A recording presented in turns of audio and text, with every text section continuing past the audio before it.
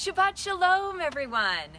Welcome back to Bereshit, in the beginning. And this year, 5784, we are going to be reading the fifth aliyah of each parsha.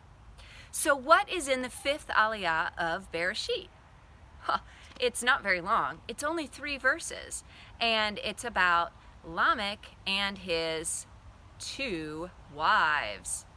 Lamech is the first man in the Bible to have more than one wife. Having more than one wife is called polygamy, which brings up an interesting question. Was polygamy God's design? No.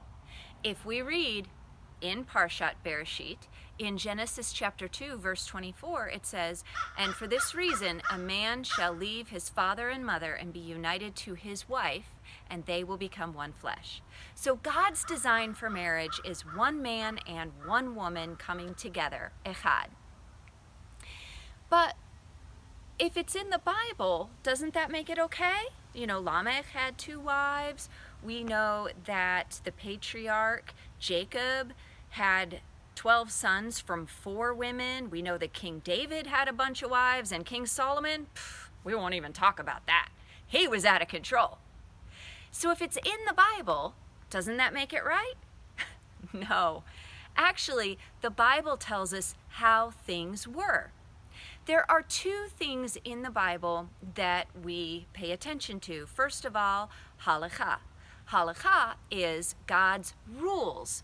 That tells us exactly what to do and what not to do. And then there's the Haggadah. And those are the stories.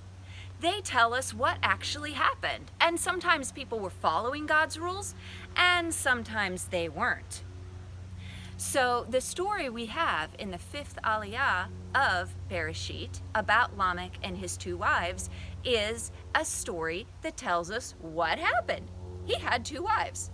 It was not according to God's plan. So how do we know what in the Bible is Halacha and what in the Bible is Haggadah? Halacha is kind of like the stones.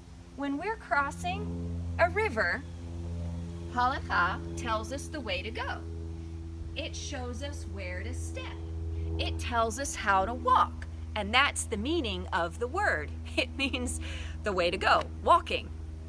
And Haggadah is the stories, it's the ideas.